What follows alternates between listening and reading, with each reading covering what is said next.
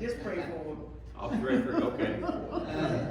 He needs prayer. Please pray for him. Really? Stan had a heart valve put in. Oh, wow. Yeah. Okay. He's doing good. That's good. He's real good.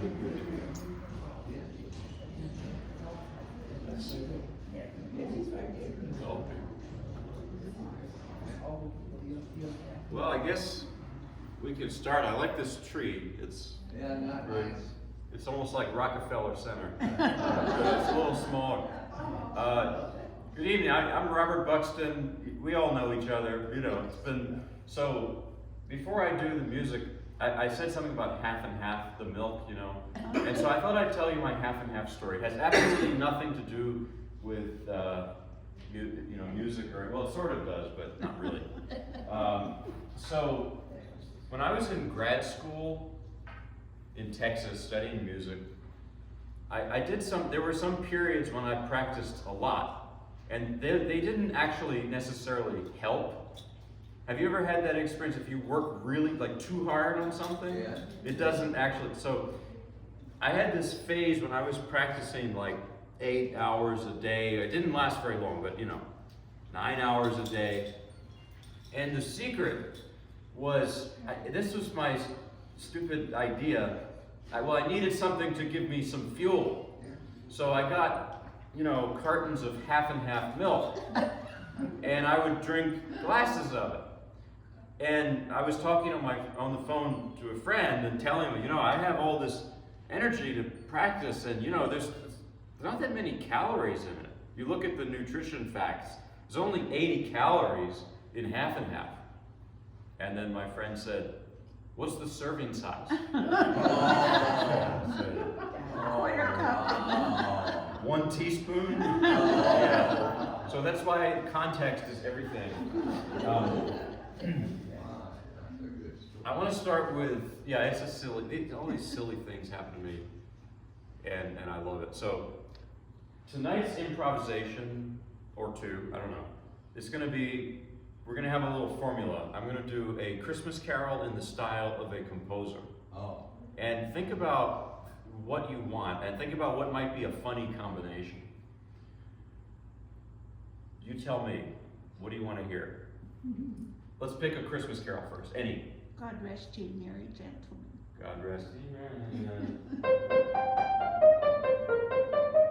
Okay, yeah. In the style of what classical composer that doesn't necessarily fit, it might. Rachmaninoff. That's a good one.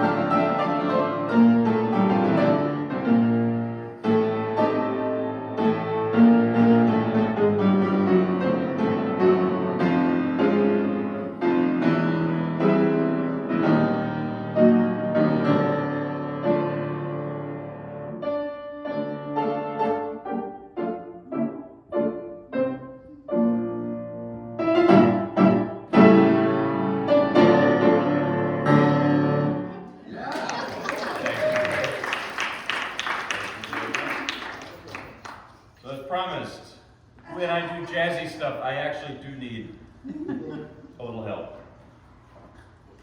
Let's see. How about this one? Christmas Time is Here.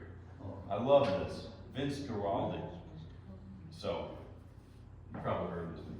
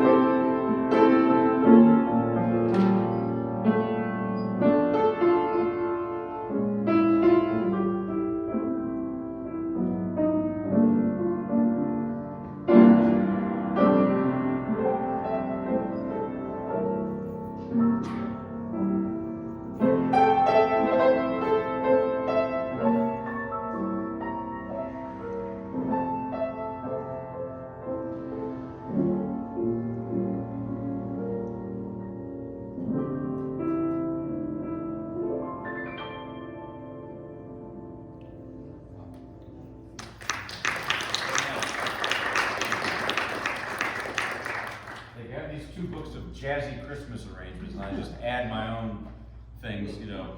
It's just lovely to play them. So now I'm going to play, you know, classical, and we'll just do this. We'll just go like back and forth, like a seesaw or yo-yo. I'm now going to play Mendelssohn's On Wings of Song, which is a beautiful. This is a Liszt arrangement of the song. I can't sing in the German language, just, you know, forget it. And this piece, to me, it's Mendelssohn's character. He had a wonderful personality, as I understand. I didn't know him personally. He was born in 1809. I wasn't around. Yeah. But you know, with all these classical composers, I feel like you can sort of know them, even though it was so long ago. The music makes you feel close to them, at least sometimes. Not Wagner for me, really, but Mendelssohn. I feel like he's talking through this piece to us, and that's the thing that's strange, but also kind of magical, is that you can feel this closeness to somebody from so far in the past. I don't know, maybe I'm starting to sound a little crazy, I shouldn't say that. So, you know, Mendelssohn, I think I told you this story. Mendelssohn, he was a big-time child prodigy, and just a natural musician from a young age. And in his time, this was before Liszt changed the piano recital. After Liszt, no one played with sheet music, okay? I just broke that rule. I'm kind of going back and forth. But you notice when I play the classical things, I play from memory. Well, if you did that in Mendelssohn's time, people would think you were a show-off, or worse. And so Mendelssohn, even though he memorized everything that he wrote or that he played, he didn't want people to think he was showing off. So he just put sheet music for something totally different, you know, from what he was playing in front of him. That is not what I did for the last one. So here it is. And this is, of course, Liszt's arrangement. Liszt adds some curls to it, some things to, you know, it's different in Liszt's arrangement for solo piano. Because Liszt is interesting. When Liszt arranged things, he did many types of arrangements. Symphonic, one day I'm going to tackle those. That's another theme, you know, I want to do. His vocal arrangements, Liszt did, this is my next project coming up soon, is opera arrangement. And Liszt did a lot of arrangements of Verdi and Bellini and Donizetti, and so that's going to be sort of soon, I'm going to do that. And they're a lot of fun to play and listen. But he also arranged these lieder or songs, and Liszt's idea, his goal, was that to show that the piano is a vocal-like instrument, that the piano can sing, and it's not a percussion instrument. It's not, I mean, that's not to put down percussion, but that the piano is not just, you know, it can really sound like something vocal, and, you know, that's the beauty and the challenge of Liszt's vocal arrangements like this piece. So here it is.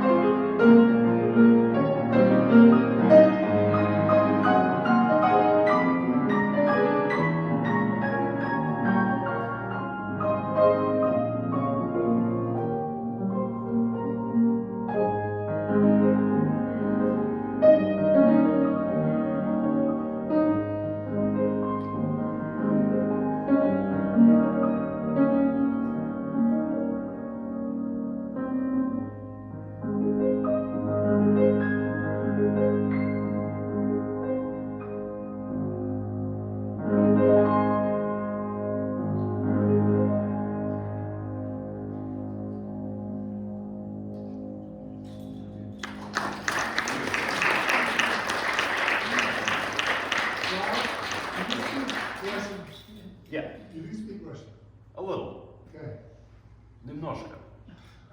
Yeah. Do you speak Russian? No. Oh. But that's I get in a lot of I get in a lot of trouble for that because my mother's Russian. So I mean I can understand it a lot. Like this is funny. We went for Thanksgiving to see my cousins and uncles. They're in the Richmond area. We stayed at this hotel, and my father-in-law visited. My parents. Everyone ended up in the same hotel, which was kind of cool. And so we're having breakfast at the hotel, and it's crowded, and I'm sitting at this table, and there's this lady at the same table with her little kid, and she's just saying like, "Очень вкусный, да?" to the girl, and I'm like, and I said, говорите по-русски, and yeah, so it's just funny how that is. Another story like this is, I don't know, sorry for the tangents, but my uncle Boris, I had this. He's no longer with us. Yeah, Uncle Boris, big personality, very Russian. He never quite adjusted to American culture. He loved America. He ended up moving to Chapel Hill too, which is kind of cool.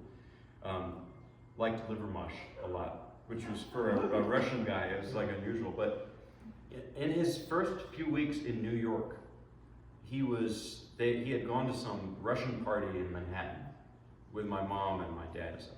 And they were coming back late at night, and at that time he still smoked. He quit smoking at some point. So it was like 3 in the morning, and they were at a stoplight, and he had a cigarette, but he didn't have a lighter. So he rolls down the window, it's in the 80s, and there's a taxi next to him, and he says in Russian, just out of the blue, "Hey buddy, could you give me a light?" And my mom's like, "Come on, and the guy turns over, and he's Russian, and he says, "No." So anyway, it's just funny like that. And then it's a good thing he stopped. So now I'm gonna play. I actually should have started with the piece I'm gonna play now, but whatever. That's where my head is today. It's having the kids home all day. So I'm gonna play you Gluck, the melody from Gluck's Orpheus and Eurydice. It's an opera he wrote in 1762, around that time, the good old days. I'm kidding. So, yeah, not really. And this is a lament. It's a lament. Orpheus is a lament for Eurydice, his wife. And the story of Orpheus and Eurydice, is Eurydice dies, she goes to the underworld, and Orpheus goes to rescue her with his harp, his lyre, L-Y-R-E, not L-I-A-R, that would mean a different thing. And he plays the harp for Hades and pleads to allow his wife to go back with him. And he says, yes, she can go back to earth with you, but on one condition, that you don't look back. Same story in the Bible, Sodom and Gomorrah, it's the same thing. And unfortunately, he looks back, and she's gone forever. Now that's the ancient Greek myth. In Gluck's opera, they didn't want to end like that, so in the Gluck libretto, Cupid intervenes, and Eurydice comes back. They have a big celebration, and everyone lives happily ever after. I like that. It's nice. So this is an excerpt from the opera. It's an instrumental excerpt. It's flute and strings. And the arrangement here is by Scambati. Beautiful name. There are many versions of this. Like there's a violin version. Misha Elman, Yasha Heifetz, they play it just beautifully. And we were talking about Rachmaninoff earlier. Rachmaninoff recorded this piano version just exquisitely, the way he plays it. It's like, wow. So here is the Gluck Scambati melody from Orpheus and Eurydice.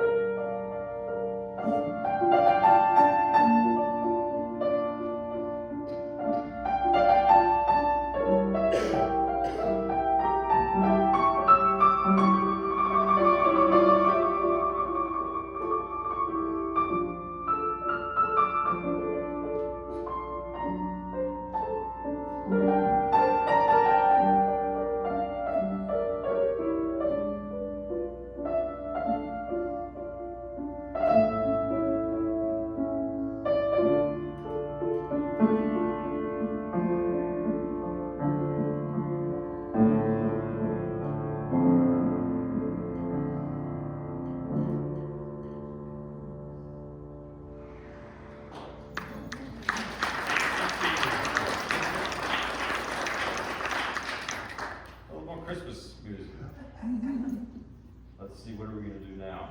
How about this one? You know it.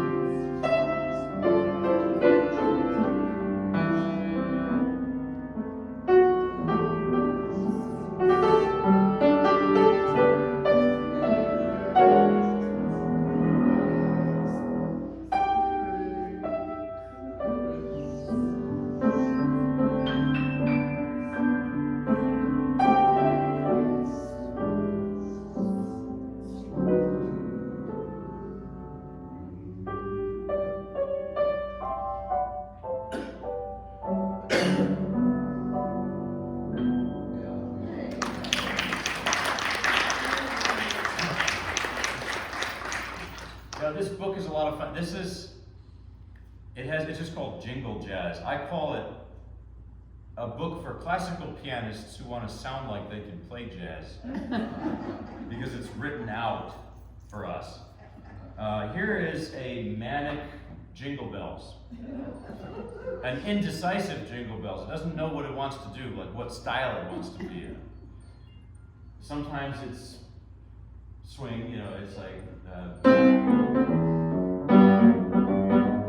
and then it turns into like mariachi for a moment, like.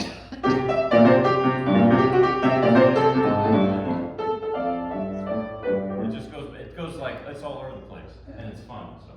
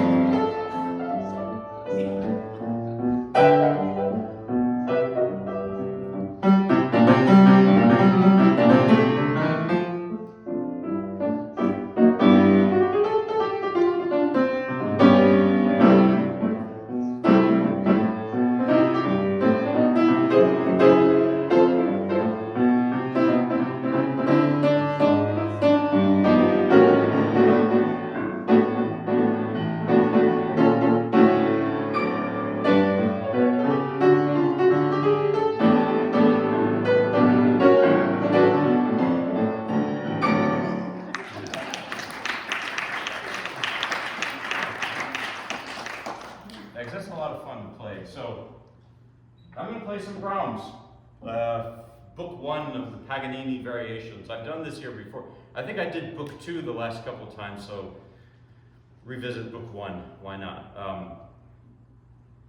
You know, I did learn a few new things since, classically speaking, since we last met. But I'm thinking to hold off on them till January because one of them is another Schumann Paganini arrangement, and it's very tragic. It's sad. And I thought, well, it's the holidays, you know, like Schumann can wait till January. I mean, with that piece.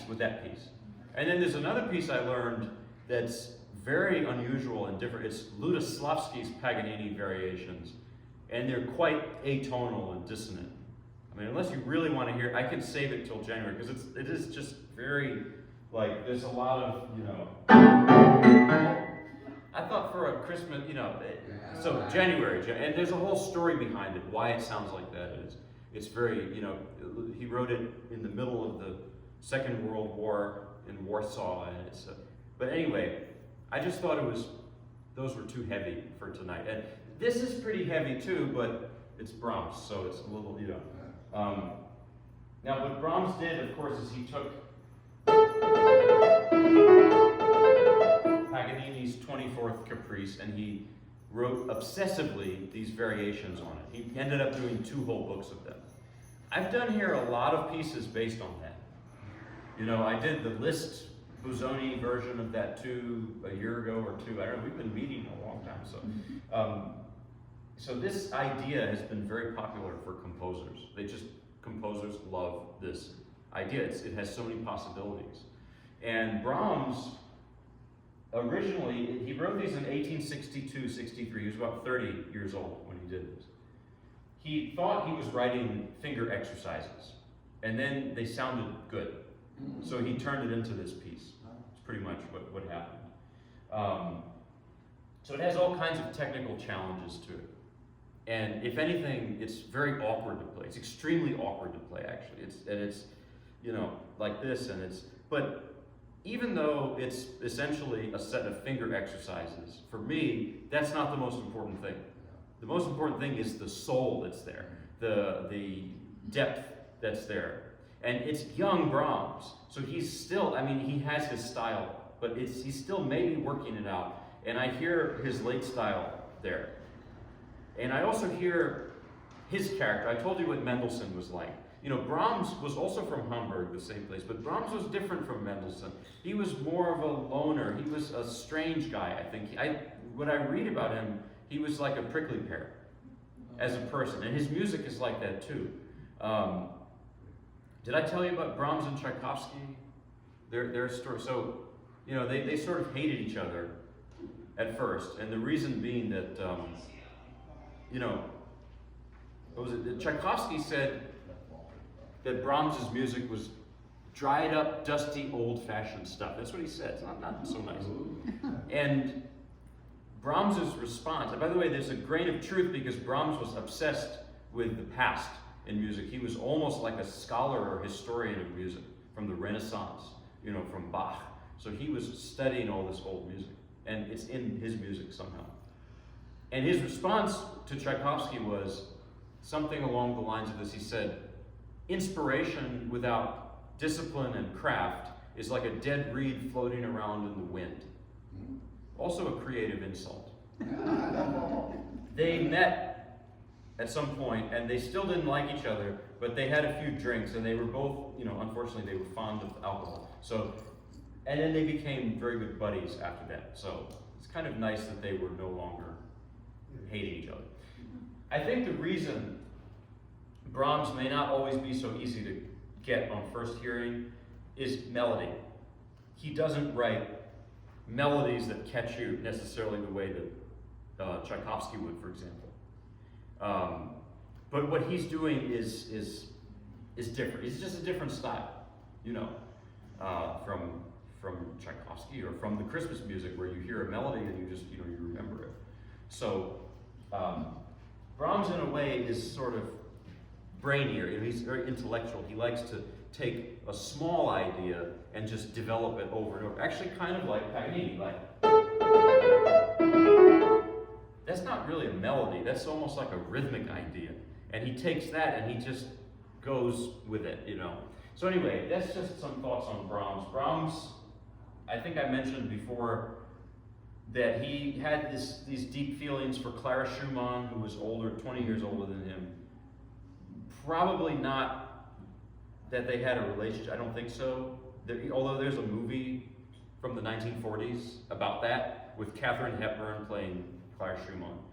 But they had this unrequited thing going on, and they would write letters to each other. And I feel that in his music, Brahms's music, especially in the quiet moments. There's a feeling of loneliness and longing. But most of this piece is pretty much fire and brimstone, so that's just this piece. So here it is.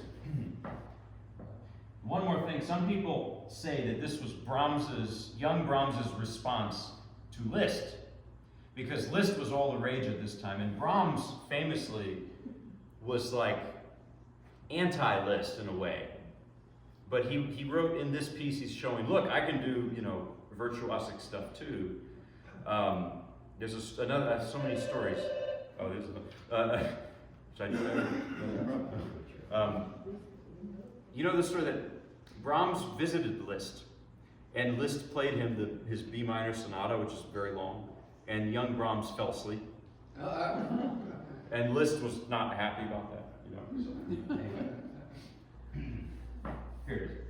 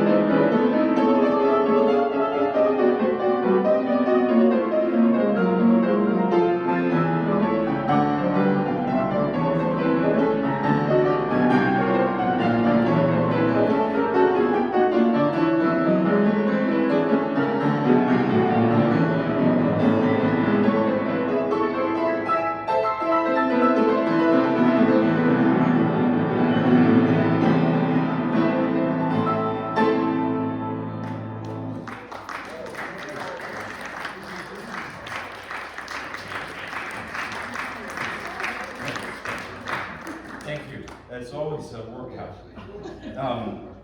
Before I close with the more Christmas and more upbeat ones too, I'm going to play you the 18th variation of Rachmaninoff's Paganini Rhapsody. And remember, this is where he takes and turns it upside down to be a new melody. So very Russian, so very nostalgic. And of course, by this point, he had left Russia. He was living mostly in the US. He had a summer home in Switzerland where he wrote this, but he had to leave that when the Second World War broke out, so he never went back there. So I read somewhere it said that Europe for him still felt closer to home, to Russia, and leaving Europe for good was almost like a double break from his past. Actually, he ended up in his later years living in Beverly Hills, California. Can you imagine Rachmaninoff in Beverly Hills? But he loved it. And another, one story about that, he was a pretty serious and maybe even a dour person, but he loved driving. And he would call his friends in Southern California and ask them if they needed a ride somewhere, because he just liked to drive. So here is the 18th variation of the Paganini Rhapsody. I'm working on that whole thing, so eventually I'll play the whole thing, but the piece is actually, it's for piano and orchestra. So it's taking a while for me because I have to, remake it for solo piano kind of. So, and that's what I did here for the 18th variation. It's supposed to be orchestra, but I can't, we can't fit an orchestra here, so sorry.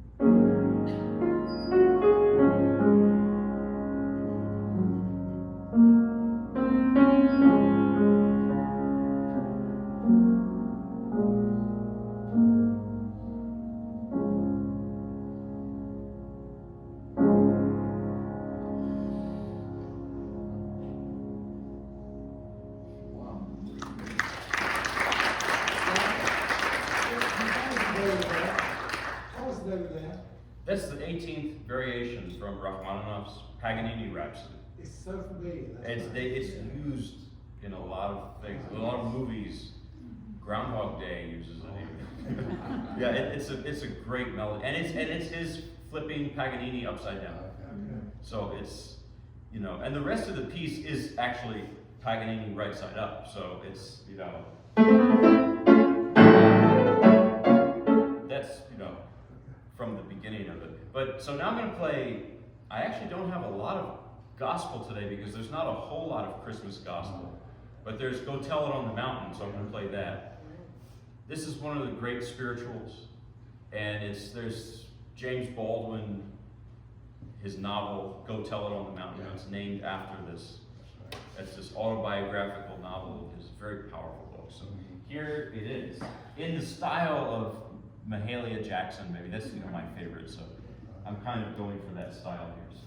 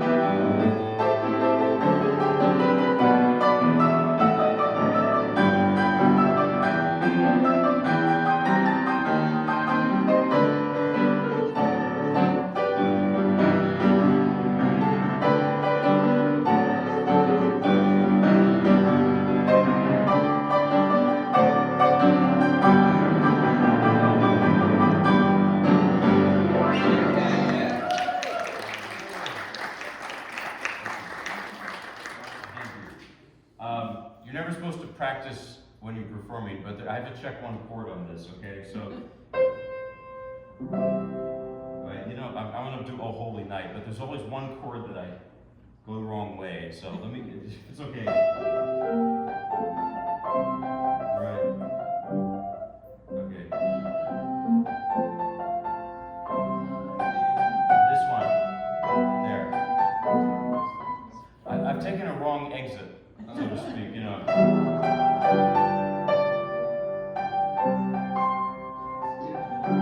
Right? It's so far so good.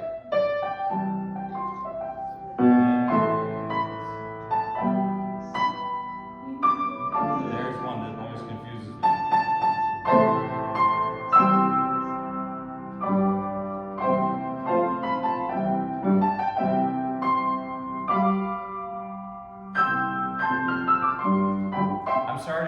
just had to. Okay, so I'm gonna play that, and it's not gonna sound, all tinkly and hokey like that. It's gonna actually, I'm gonna play it for real now. That's called the cheat sheet version. Here's the real version. Thank you.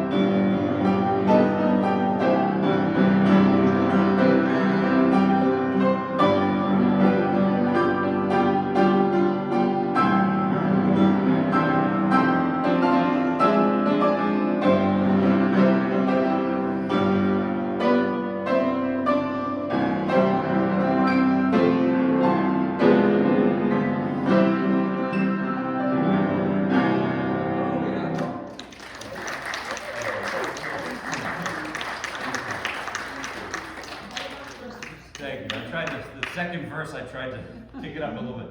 A little more Christmas now. I love Dave Brubeck, and I love how he plays Santa Claus is Coming to Town. So I've been trying to imitate how he does it. He does it in an old-timey stride piano style, like...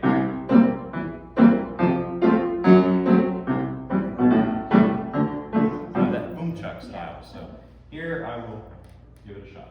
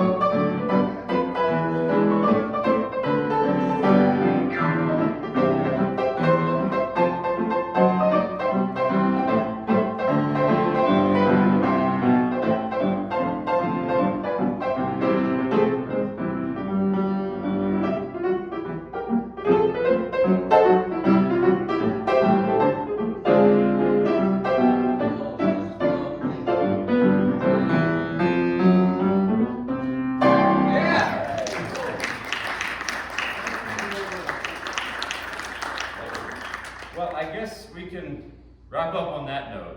So the moral is that even if you get real dark and gloomy like some parts of Brahms, there's always Dave Brubeck at the end of the tunnel. So, right? And I don't mean that to put down Brahms, it's just that it's different mood. Yeah, I guess we'll wrap up there. See you next time, and have a wonderful holiday season. Merry Christmas, Happy New Year. Thank you. Thank you very much, as always. Good job. Thank you. Thank you. Thanks for being here. Hey, you bet. Yeah. Oh, no. No, they.